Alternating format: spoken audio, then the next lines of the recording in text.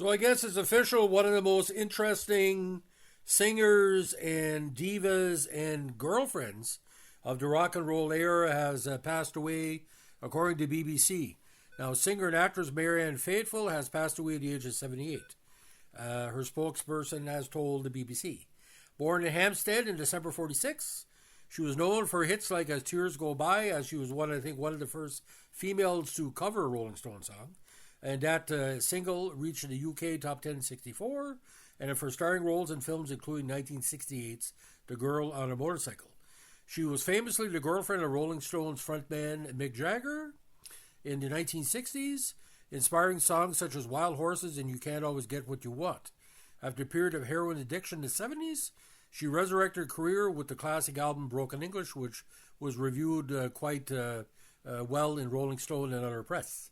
Paying tribute, Jagger described Faithfull as a wonderful friend, a beautiful singer, and a great actress, saying he was so saddened. His bandmate Keith Richards posted he was so sad following Faithfull's passing, and that he will miss her.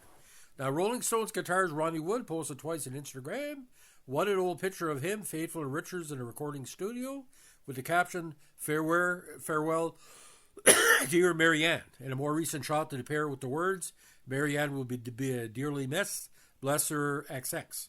Marianne passed away peacefully in London today in the company of her loving family. A statement from her spokesperson said, she will be dearly missed. The singer had previously suffered multiple health problems, including bulimia, breast cancer, and emphysema caused by decades of smoking. In 2020, she contracted COVID-19 and was hospitalized for 22 days. Doctors said she did not expect her to survive, but she pulled through, releasing her 21st album, She Walks in Beauty, a year later. If you can find it, that's a very good release. Her story is a remarkable portrait of the rock and roll era. She was a doe-eyed poster girl in the 1960s, plucked from obscurity by the Rolling Stones manager at the age of 16 and given As Tears Go By, the first song ever written by Jagger and Keith Richards. Now, this version was a very flat version, but it was sort of like almost like a rap version. This was an international hit. Her version was light and breathy, delivered in a folk pop style that was to become her trademark during the swinging 60s. With her debut album in 66, North Country Made, she became part of the British invasion of the US pop charts. Meanwhile, her affair with Jagger turned to a tabloid lightning rod. After they split, she fell into drug addiction, at one point living hopeless on the streets of Soho. Now, she re-emerged tentatively with the 76 album Dreaming My Dreams, but really hit her stride with 79's new wave-influenced Broken English, in which she showcased the ashen voice and hard word wisdom that would define the second act of her career. The album was nominated for a Grammy.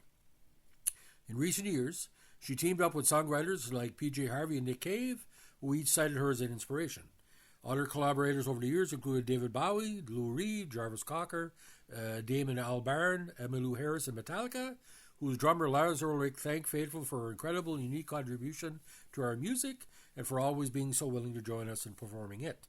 Her acting career ran in parallel to music. On stage, she appeared alongside Glenda Jackson in Chekhov's Three Sisters, and also played Ophelia in a controversial version of Hamlet, later admitting her nightly descent into madness had been chemically enhanced. She also played God in 2 episodes of the sitcom Absolutely Fabulous, and the Devil in William Burroughs and Tom Waits' musical The Black Rider. But music was where her heart lay. Her penultimate album, 2018's Negative Capability, was a meditation on aging, loneliness, and grief, inspired partly by the death of her old friend and fellow Rolling Stones paramour Anita Pallenberg, who had dated Keith Richards, and partly by the terror attacks on the Bataclan nightclub in her adopted home of Paris. Taking her full circle, the album included a raw and emotional re-recording as the Tears Go By that reduced everyone in the studio to tears, according to producer Rob Ellis. Now, Faithfull did receive the World Lifetime Achievement Award in the 2009 Women's World Awards, and was made a commander of the Ordre d'Art et de Lettres by the government of France. The singer married and divorced 3 times, to artist John Dunbar in 65, Ben Brierley of punk band The Vibrators in 79, and actor Giorgio Della Terra in 88. She is survived by her son Nicholas Dunbar. So, ladies and gentlemen, it's kind of weird about this. The Rolling Stones had girlfriends that were kind of like what they called the British New Wave, or the British style. Very stylish people, very, very beautiful. But Marianne Faithfull, I think the critics really accepted her because there was not a singer like her that would talk like that. Now, according to another article on the BBC, the coveted educated teenager abandoned school after meeting the Rolling Stones. A delicate future picture of innocence, she inhaled the highs of chart success before falling victim to alcohol and hard drugs. Again, she spent years living as heroin addict on the streets of Soho after splitting up with Jagger. Given a chance to restart her singing career, she went on to make more than 20 albums. Again, her whiskey-soaked voice, turned cracked and dusty, conveyed the inner torments of her painful life experiences. Now, again, her mother was Baroness Eva Shaha Masak, a Hungarian, half-Jewish former ballet dancer who had fled the Nazis in World War II.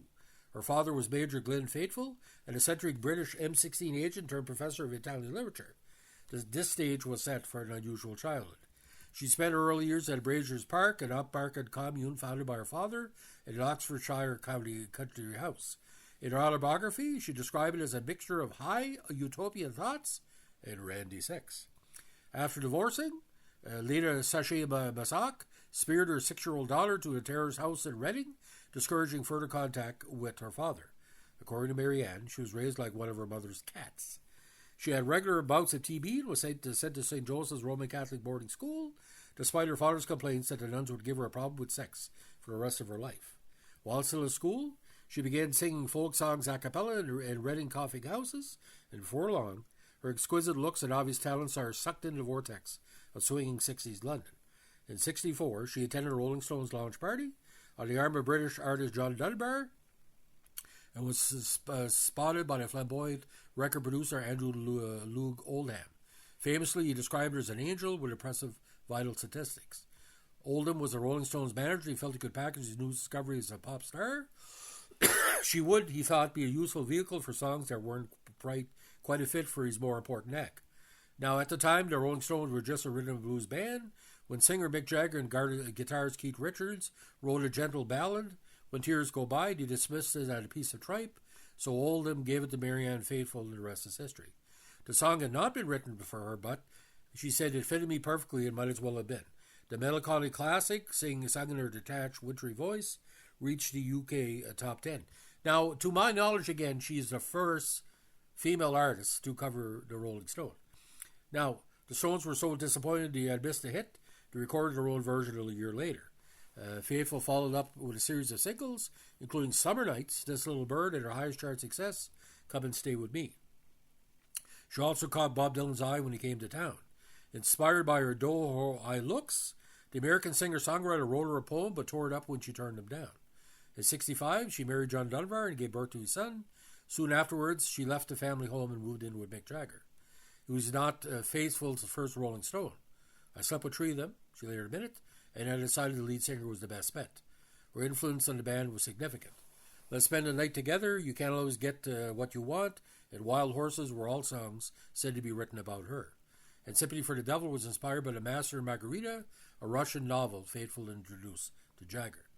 As one of her faces of the 1960s, her side career as an actor was carved out from the moment, and she's also allegedly the first person ever to utter the F word in a mainstream film. I'll never forget What's His Name at 67. Although, I think the pawnbroker could have bet that, but that's neither here nor there. Again, a year later, she starred opposite Alain Delon as a doomed leather-clad beauty in The Girl on a Motorcycle. Her character's psychedelic and erotic fantasy saw the film win the first ever X rating in the United States. So again, ladies and gentlemen, a very diverse career. It's like this. Marianne Faithfull, if she slept with all 3 Rolling Stones, which she claims she did, she picked the best one because, but who was the third one? We'd like to know. If somebody can fill it out. So Marianne Faithfull, she would be greatly missed. Not my cup of tea, but a cup of tea for many people from the UK. Thanks for listening, and if you like what we're doing here with our rock and roll tributes to artists who have passed on, let us know in a like, comment, subscribe, or share.